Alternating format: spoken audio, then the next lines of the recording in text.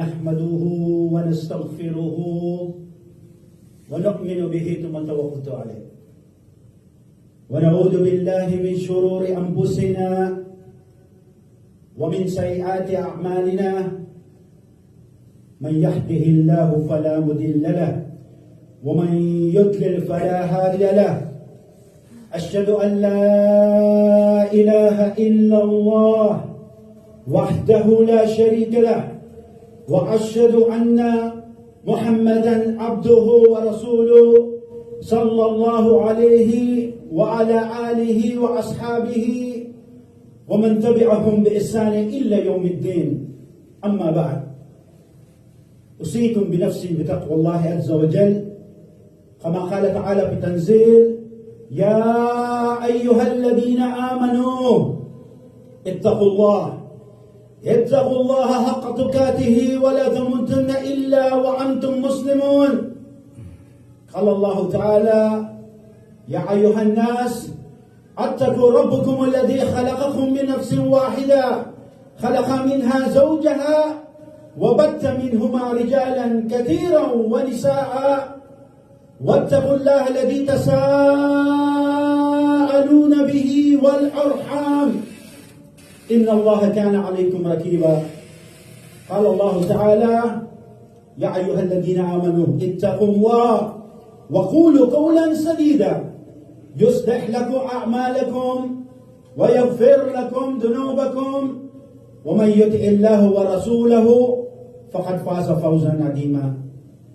أما بعد، قال رسول الله صلى الله عليه وسلم: وأصدق الحديث كتاب الله وخير الهدي هدي محمد صلى الله عليه وسلم وشر الأمور محدثاتها وكل محدثة بدعة وكل بدعة دلالة وكل دلالة في النار. Bakit bago ang lahat, tayo muli ay dumakila, magluwalhati sa ngalan ni Allah subhanahu wa ta'ala at sa kanyang ngalan dito tayo nagsisimula.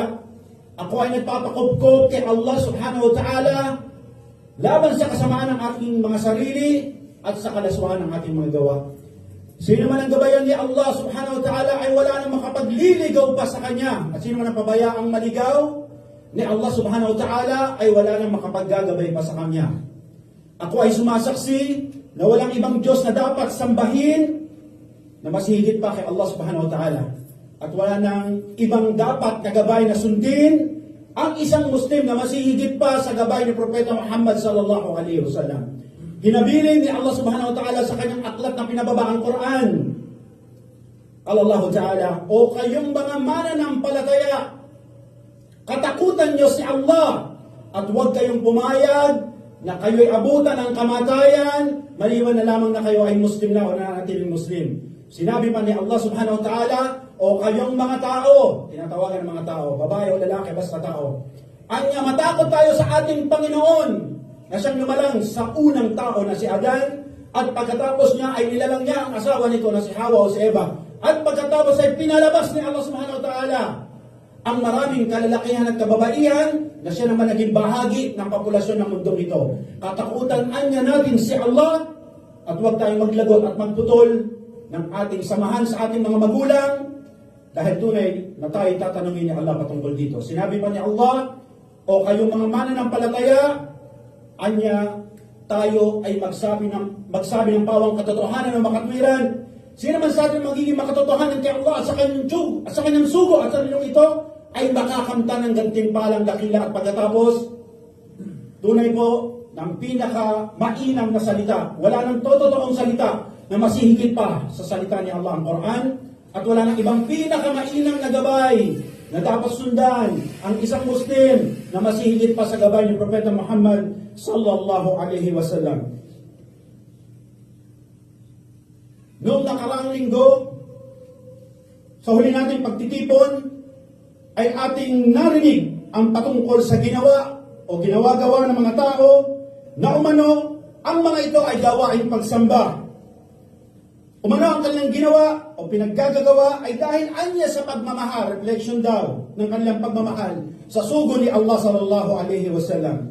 At umano ang pagmamahal daw sa sugo ni Allah sallallahu alaihi wasallam ay utos anya ni Allah ang kataas-taasan na walang kapintasan. Ang kanilang ginagamit na katibayan, hinuhugot na dalil patungkol dito, ay ang sinabi ni Allah sa Quran, Qul in kuntum tuhibbuna Allah, fattabi'uni. Yuhibbukum Allah wa yaghfir lakum dhunubakum. Sabi nila, anya, ang sinabi ng kataas-taasan, sabihin, kung tunay niyong mahal nga si Allah, kung tunay niyong mahal ang Diyos, ay sundin niyo siya. Sino? Si Propeta Muhammad sallallahu alaihi wasallam. Kapag sinunod natin anya si Propeta Muhammad sallallahu alaihi wasallam, ay mamahalin tayo ni Allah at patatawarin ang ating kasalanan.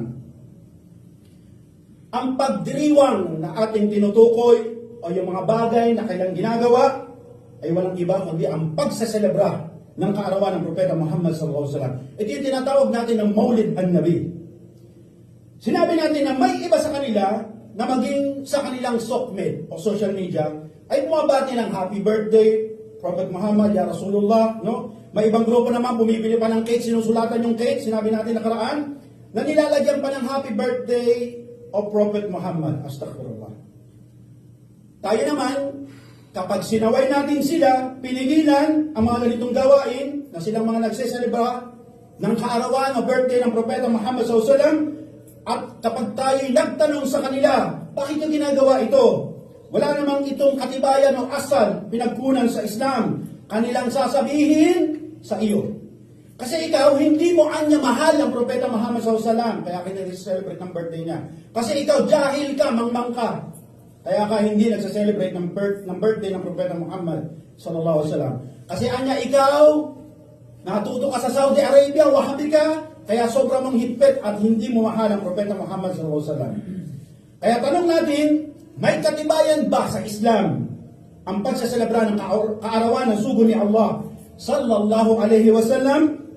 Tunay nga ba na kapag ang isang Muslim ay hindi nagselebra ng kaarawan ng Propeta Muhammad sallallahu alaihi wasallam, ay hindi niya mahal ang Propeta Muhammad sallallahu alaihi wasallam, hindi ka nag-celebrate. Ibig sabihin, hindi mo mahal ang Propeta Muhammad sallallahu alaihi wasallam. Kapag ang isang Muslim ay hindi nagselebra ng kaarawan ng sugo ni Allah sallallahu alaihi wasallam, ibig sabihin, jahil, mangmang ka sa Islam, la hawla wala quwwata illa billah.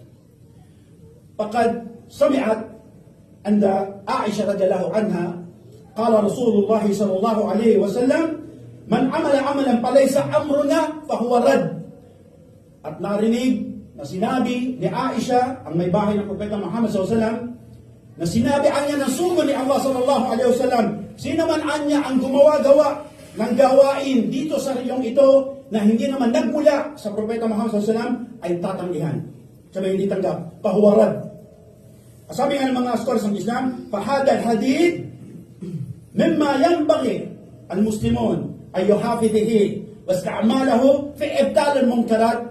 Sabi ng mga scholars ng Islam, sa dito si Imam Nawawi, na anya wala para sa ating mga Muslim na dapat memoryahin natin ang hadith na ito para ating panaway, pampigil sa mga taong nais gumawa at magdala ng bagong bagay sa riyong ito. Subhanallah. Sinabi pa ng mga scholar na ilan sa mga gumagawa-gawa ng gawaing bid'ah ay maaaring maging matigas yung kanilang ulo sa kanilang ginagawa. Maaaring ipilit o ipagpilitan na anya yung kanilang ginagawa ay hindi naman masama. Subhanallah. Anya, ipipilit pa nila at ikakatwiran, wakadalay sa bid'ah. Hindi naman siya bid'ah. No? At hindi ito paraan, sabihin nila, na kami ay nagkakasala. Astaghfirullah. Kaya, insyaAllah, sa tanghaling ito, ay ating pag-usapan at inyong marinig ang patungkol sa paksa kung bakit nga ba at paano, bakit natin kailangan na mahalin ang Propeta Muhammad SAW at paano natin siya mamahalin. Sabi pa naman, maalim sa batas ng Islam, mahirap anya mahalin, mahirap pag-ukulan ng pagmamahal ang isang tao na hindi mo man lang kilala. Bakit ba yun? No? Subhanallah. Kaya tuloy, maraming mga Muslim ang nagsasabi kapag kanilang narinig yung bersikulo ng Quran, kapag na-recite mo sa kanila, qala Allah Ta'ala, laqad kana lakum fi Rasulillahi uswatun hasanah. Kapag binasa mo sa kanila, ang sinabi ni Allah, katunayan na nasa inyo sa huling sugo ang mabuting halimbawa. Sino man ang nais makipagtagpo kay Allah sa huling araw? Subhanallah. Sinasabi tuloy ng mga mangmang sa iba, o yung ibang mga mangmang sa Islam. Sinasabi tuloy ng mga ibang hambog o mayayabang na ito, na ako kasi ay isang politician, maaaring siya ay senador, congressman, o kaya ako isang negosyante, na ako ay isang pulis o militar, na ako ay nagmula sa malaking pamilya at maimpluwensya, na ako ay isang magsasaka, na ako ay isang mangingisda, at ako ay isang mahirap. Ano naman ang koneksyon ng sira, talambuhay ng Propeta Muhammad sallallahu alaihi wasallam sa akin? Ano naman ang epekto nito sa akin? Subhanallah. Sabi nga ng mga scholar, na sa pag-aaral ng sira o talambuhay ng Propeta Muhammad SAW ay ating matututunan na siya ay isang pinuno, leader. Siya ay isang asawa, husband. Siya ay isang ama ng mga anak. Siya din ay isang anak. At siya din ay isang apo. At siya rin ay naging negosyante. At siya din ay naging isang pinuno ng mga sundalo. At siya ay isang kasamahan ng mga kapanalig. At siya din ay isang matalik na kaibigan ni Abu Bakr as-Siddiq. Si Propeta Muhammad sallallahu alaihi wasallam po ay isang normal na tao din. Siya din ay nagmahal. Siya din ay nalungkot. Siya din ay lumuha. Siya din ay sumaya. Siya din ay nasaktan. At siya din ay nagkasakit. At ang tutunan natin sa kanyang sira, siya din ay namatay. Kaya kahit saan man, anumang anggulo, anumang field tignan, makikita natin na merong halimbawang iniwan sa atin ng Propeta Muhammad SAW para ating tignan, halintularan, at tayo makinabang. Kaya dahil dito sinabi ni Allah Subhanahu wa Ta'ala, "Laqad kana lakum bi Rasulillahi uswatun hasanah." Katunayan na nasa inyong sugo, sa sugo ni Allah, ang mabuting halimbawa. Ang problema lang po kasi, sa mga Muslim sa ating kapanahunan, ngayon ay mas kilala nila ang sikat na tao. Mas kilala nila ang mga politiko. Mas kilala ng mga Muslim ang artista. Mas kilala nila ang football player o kaya mga basketball player. May iba pa sa ating mga Muslim na mas kilala pa yung buong pagkatao at pinagmulan ng dismissed na mayor na si Alice Guo. Kasi trending. Subhanallah. Kaysa kay Propeta Muhammad sallallahu alaihi wasallam. Hindi ba totoo mga kapatid? Subhanallah. At kung tatanungin mo ang ibang mga Muslim sa ngayon, patungkol sa Propeta Muhammad SAW, if you ever ask somebody, some Muslim, anyone, about the life of Prophet Muhammad SAW, they did not know. They more know about the life of the well-known football player or basketball player. Astaghfirullah. Kung tatanungin natin ang bawat Muslim, saan ba pinanganak ang Propeta Muhammad SAW? Sabay hawak sa ulo, sasabihin niya, hindi ko alam brother eh. Kung tatanungin natin ang ibang mga Muslim sa ating kapanahunan, sino ba ang nanay at tatay ng Propeta Muhammad sallallahu alaihi wasallam? Amot sa ulo, sasabihin, hindi ko alam brother eh. Subhanallah. Kung tatanungin natin ang ibang mga Muslim sa ngayon, kung sino ba yung mga naging asawa ng Propeta Muhammad sallallahu alaihi wasallam, hindi niya alam. At kung sasabihin natin, okay, tatanungin muli natin sa kanila, sino ba yung mga naging anak ng Propeta Muhammad sallallahu alaihi wasallam? Mabilis na tatanggi, pasensya ka na brother, hindi ko alam. Subhanallah. Pero kung tatanungin mo ang ibang mga Muslim ngayon, kung sino yung artistang gumanap sa pelikulang ganito, sasabihin nila, ay kilala ko yan, si ganito yan. Ganito yung asawa niyan, dito yung anak niyan. Subhanallah. Dito yung nakatira. Subhanallah. O kaya kung tatanungin mo yung ibang Muslim ngayon, kung sino yung nanalong football team o basketball team nung last season, sasabihin nila, LA Lakers. Astaghfirullah. No? Mabilis silang sasagot. Pero patungkol sa talambuhay ng Propeta Muhammad sallallahu alaihi wasallam o pagkatao ng Propeta Muhammad sallallahu alaihi wasallam ay wala silang alam. Tapos magsasabi sila, aangkinin nila na mahal ko niya ang Propeta Muhammad sallallahu alaihi wasallam. Kaya sila nagseselebra ng kanyang kaarawan. Subhanallah. Mga kapatid ko sa Islam, my brother, sister in Islam, it is not a proof by doing or celebrating the birthday of the Prophet Muhammad SAW to prove it to anybody or to yourself that you indeed love Rasulullah SAW. Hindi po yung katibayan.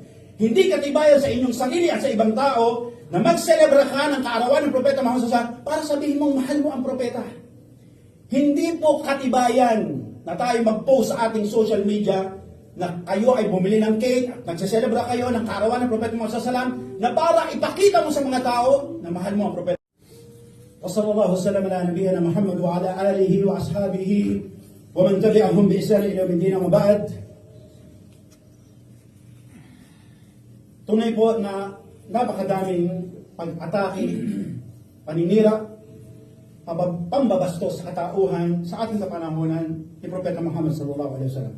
Ngunit, ayon sa ibang papaliwanag, ngunit, iilan ng mga Muslim sa ngayon ang halos sabihin natin, higit kumulang, mabilang mo nga sa kamay mo, ang merong kakayahan, merong kaalaman, merong tapang na ipagtanggol ng Propeta Muhammad sallallahu alaihi wasallam.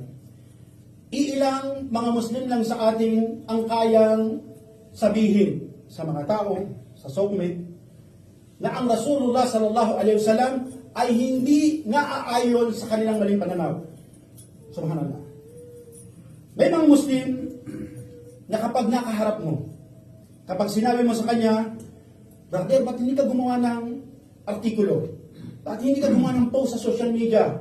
No? Para i-rebat, no? Tanggihan, pasinungalingan, yung kasamaan, pambabastos na ginagawa nila sa Propeta Muhammad sallallahu alaihi wasallam. Magugulat ka, no? Masasyak ka, kasi sasabihin ng Muslim na ito, brother, di ko alam kung ano sasabihin ko eh. Dapat ko bang gawin yun? Subhanallah. Subhanallah. Kapag tinanong mo siya, bakit? Mahal mo ba ang Propeta Muhammad sallallahu alaihi wasallam? Sabi niya na, mahal ko ang Rasulullah sallallahu alaihi wasallam. Love ko siya. O brother, si Propeta Muhammad sallallahu alaihi wasallam. Kapag tinanong natin sa anong paraan at anong dahilan mo, bakit mo minahal ang Propeta Muhammad sallallahu alaihi wasallam, ay hindi niya alam. Dahil sa hindi niya kilala ng lubos si Propeta Muhammad sallallahu alaihi wasallam. Kasi bakit? Hindi pinag-aralan ang kanyang talambuhay. Kaya ayon mas scholar, mahirap mahalin ang isang tao kung hindi mo siya kilala.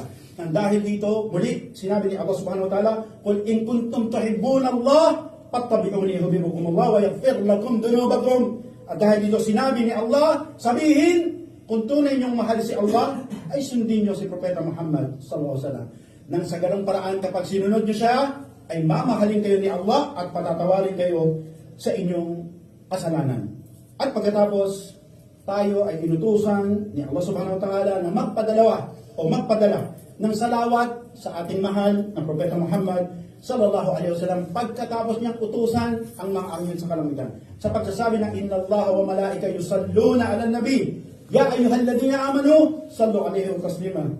Ana maghfir lil muslimina wal muslimat wal mu'minina wal mu'minat wal ahya ba'dahum amwat innaka qaribun mujibud da'a ya rabbil alamin. Allahumma dalamna anfusana alam taghfir lana fatakuna minal khasirin ya rabbil alamin. Rabbana atina fid dunya hasanah wa bil akhirati hasanah wa qina adhaban nar. Aqimis salat inna salata tanha 'anil fahsya'i wal munkar wa baghi ya'idukum tadhakkarun fadhkurullaha yadhkurkum fashkuru wa ni'mati wazidkum fadhkurullaha akbar wallahu ya'lamu ma tasma'un wa aqimis salat.